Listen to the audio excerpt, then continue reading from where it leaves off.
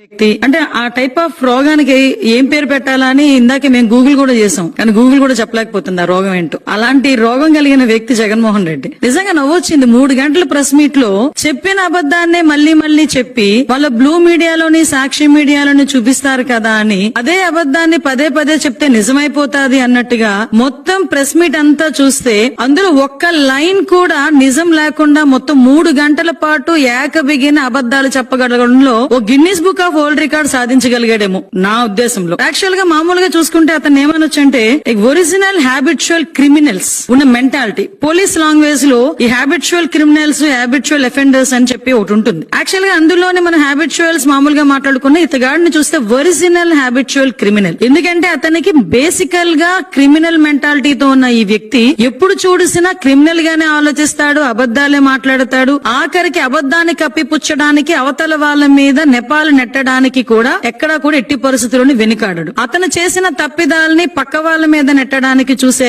వ్యక్తుల్లో ఫస్ట్